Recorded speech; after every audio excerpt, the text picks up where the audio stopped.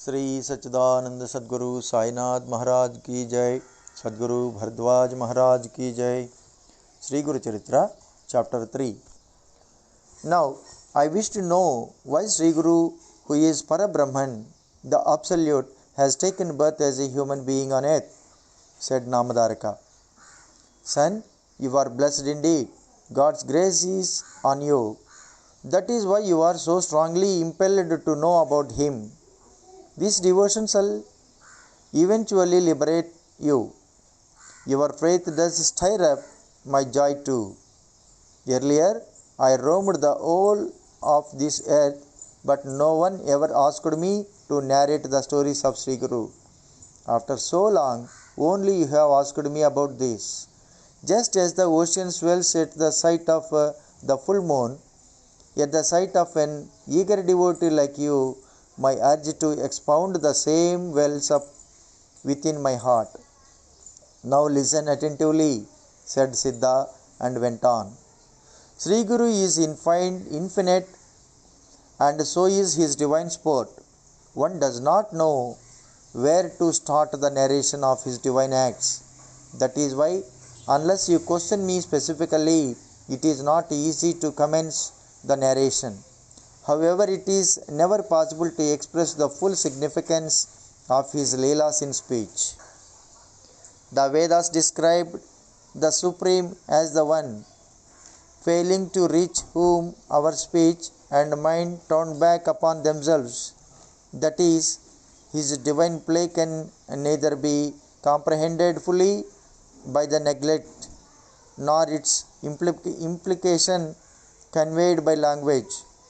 Listening to or reading the stories of Sri Guru's miracles is like a boat with which one can easily cross the ocean of misery-ridden phenomenal existence. During the age of Kali, men are irreligious. Such do not understand this truth are therefore lost in this ocean. Incessant cravings for pleasure are the ceaseless waves in it. Such passions as lust and greed are the frightening creatures that infest it. The inarticulate cries of pain and sorrow of creatures constitute the roar of the surf.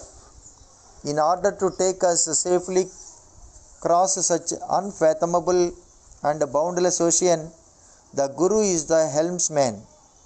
that is the Guru's grace, is the favorable wind. Owing to your meritorious actions of your past lives, you have got all the means necessary to cross it without much struggle. So make sure you do so quickly. Now I shall recount the stories of Sri Guru. So saying, Siddha led Namadarika to the confluence of rivers Bhima and Amaraja, and both of them sat under the peepal tree beneath which long ago Sri Guru himself lived.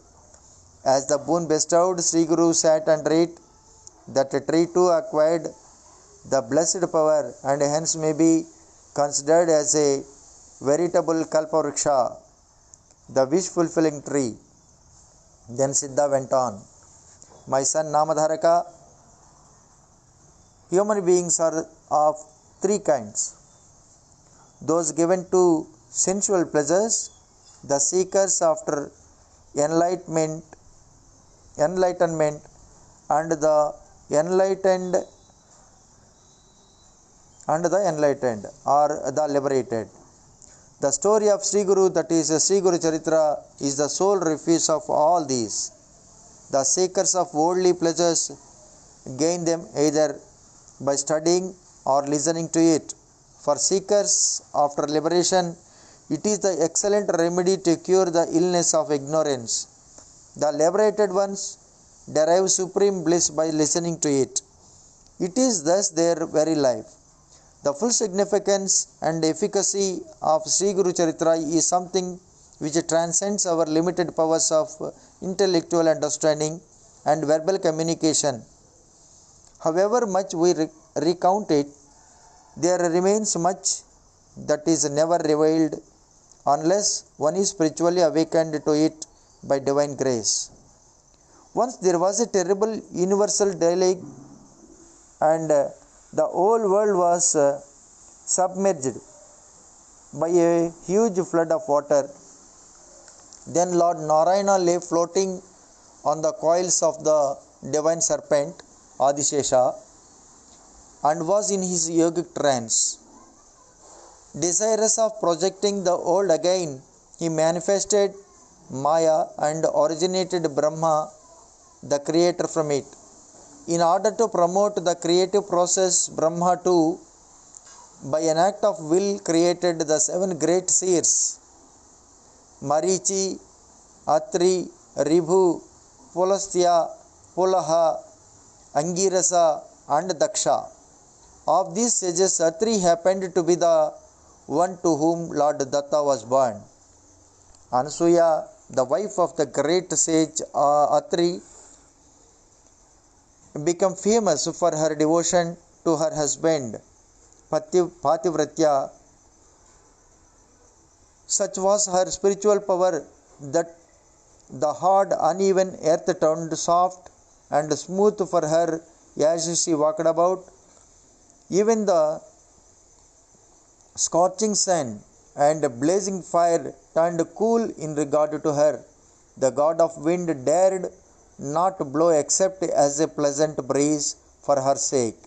The gods presiding over nature's forces were afraid that they would lose their dignity if they defied her greatness, and so sought refuge from Lord Vishnu, the sustainer of all existence. Once sage Narada, who freely moves about the 3 worlds, visited the abodes of Brahma, Vishnu, and Shiva and proclaimed the spiritual eminence of Anasuya, which was a result of her intense,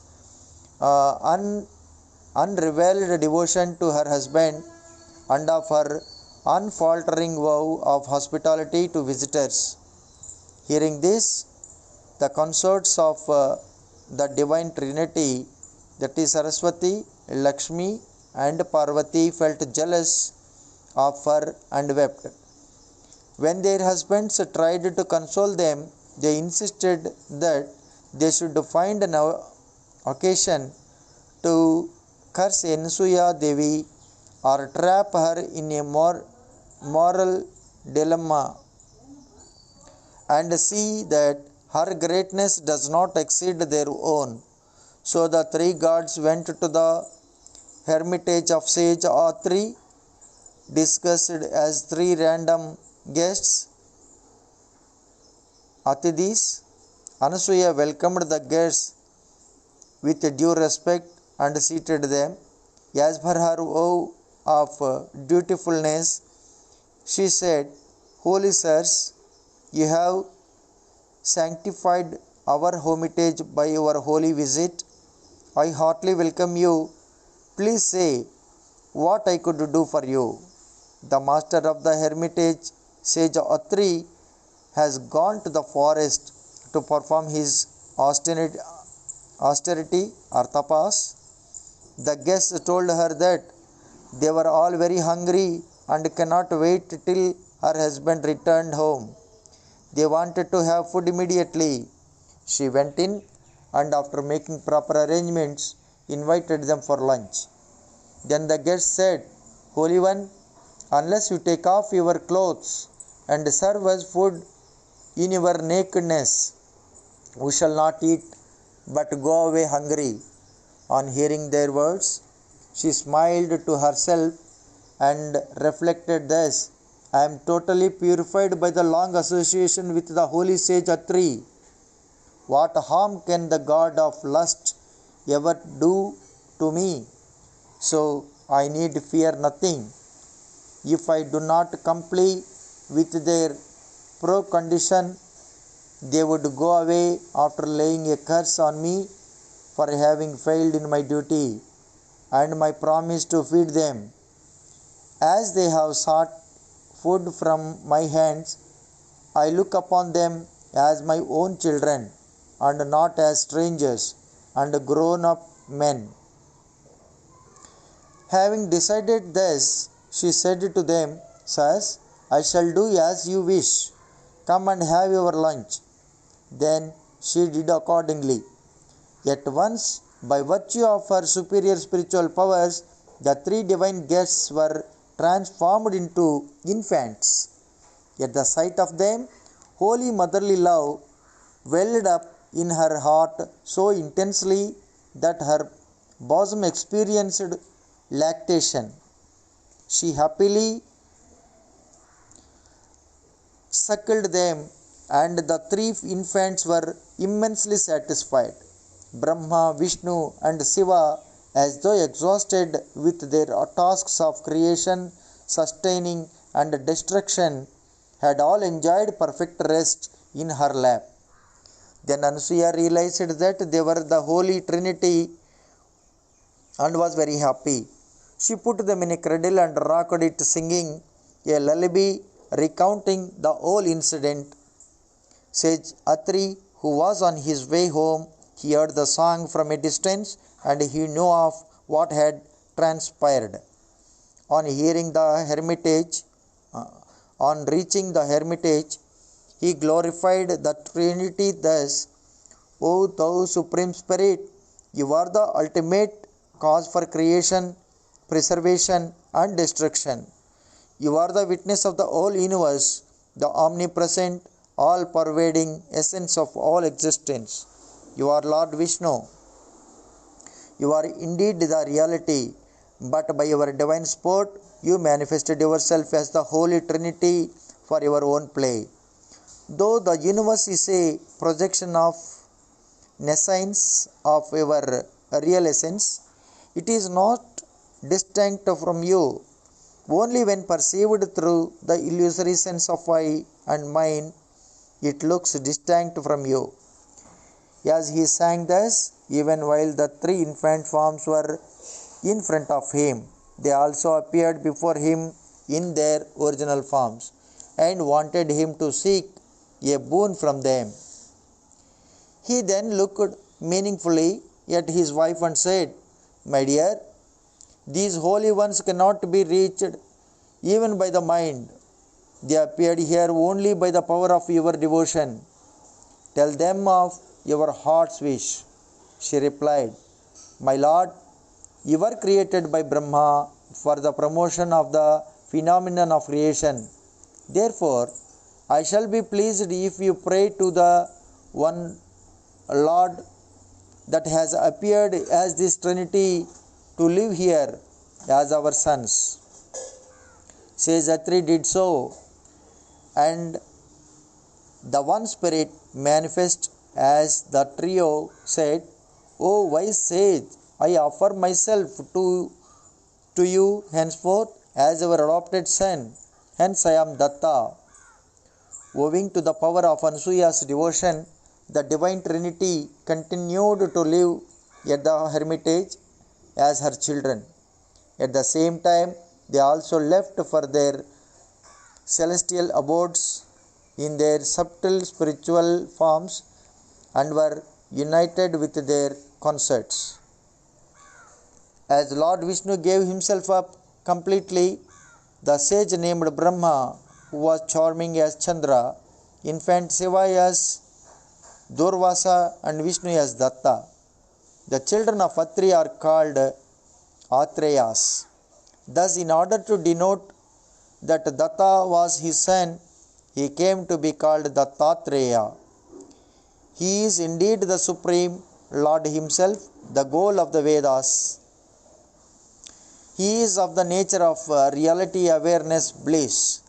He is the master of yoga and wisdom, the wish fulfiller of his devotees, and is ever ready to bless them at their mere thought of him. He wanders all over the creation.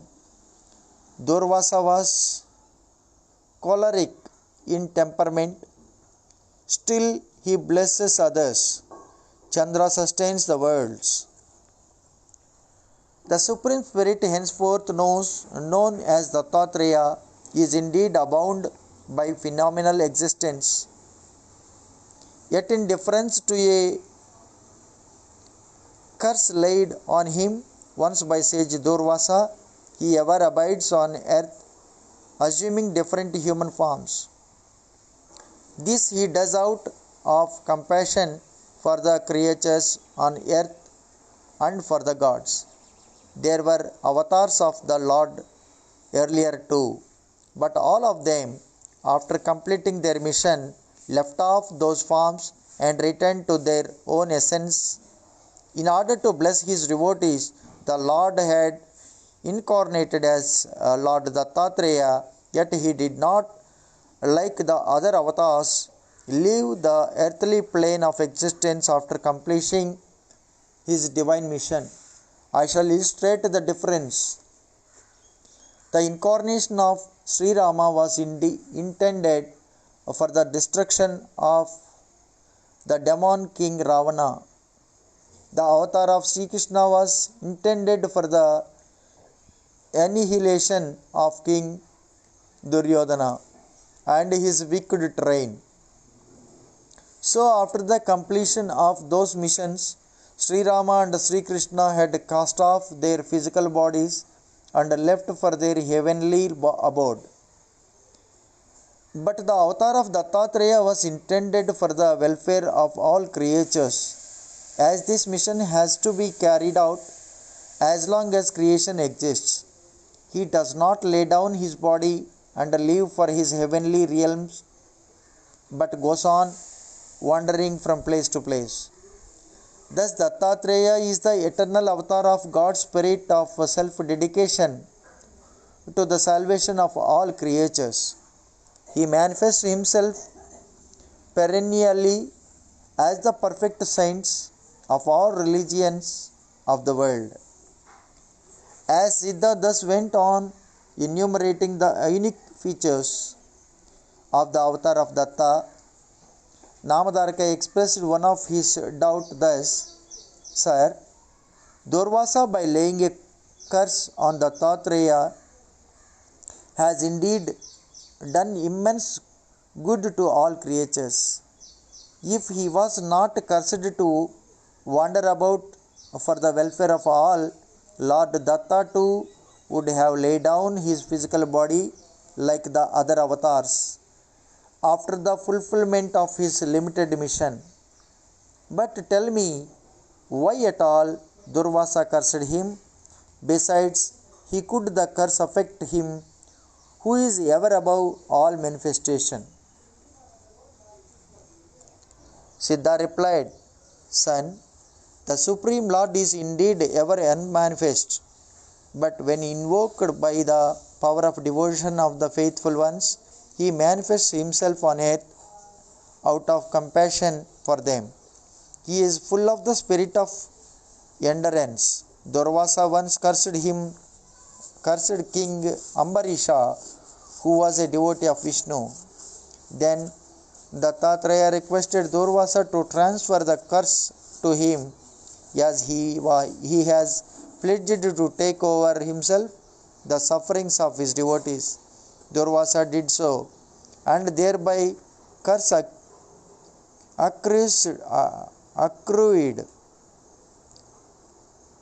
accrued to Vishnu, who manifested himself as Dattatreya.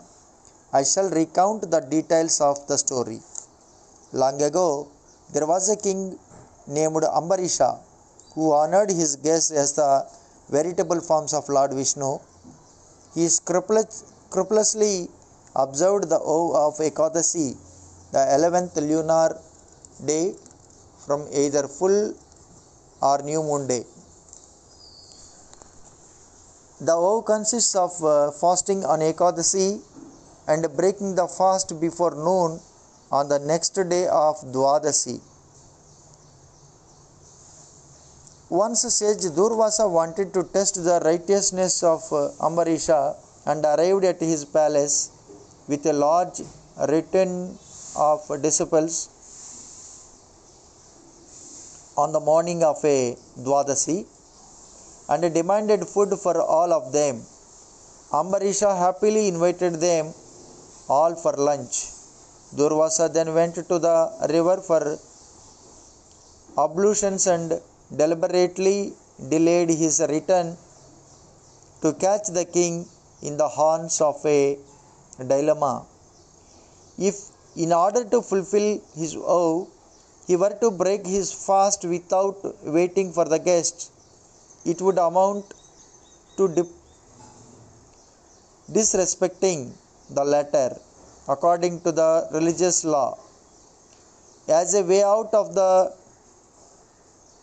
dilemma, Ambarisha sipped a little holy water or tirtha, for the act may be interpreted as breaking the fast without insulting the guest. The next minute, Durvasa arrived and was wild with rage. He said, as per the letter of the holy law, you have taken the holy water as food, leaving us a holy guest. And cursed Ambarisha, thus you may in every one of your births wander about without an abode.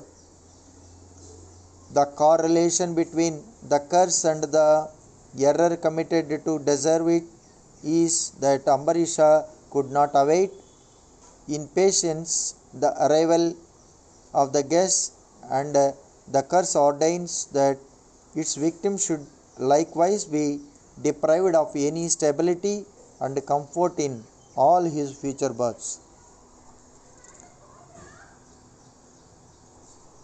Ambarisha, being an ardent devotee of Lord Vishnu, the latter appeared on the scene and said, O Durvasa, you being a great rishi, your curse cannot go in vain.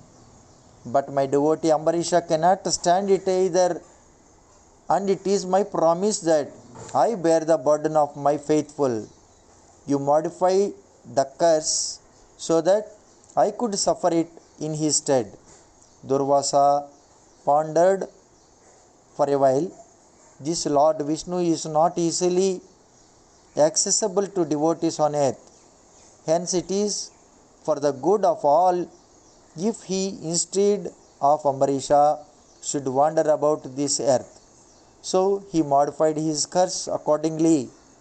It is for this reason that Lord Vishnu as Dattatreya has been wandering about in different forms all over this earth. The same Lord, as described in the Puranas, manifested himself earlier as the divine fish, the divine tortoise, and others. Even in this age of Kali, he manifested himself twice. Even though these two avatars cannot be seen by the naked eyes of ordinary mortals in this wicked age, they respond to the call of devotees even today. In this age of Kali, even the good which is convinced of in the mind bears fruit within a limited time, whereas in the case of sin, only when it is acted upon does it produce its fruit. It is only because in the age of Kali this facility exists that the Lord did not prevent the spirit of Kali from manifesting himself on earth. How blessed are those, O Namadaraka, who live in a virtuous manner without allowing even a single evil thought, even in this Kali age.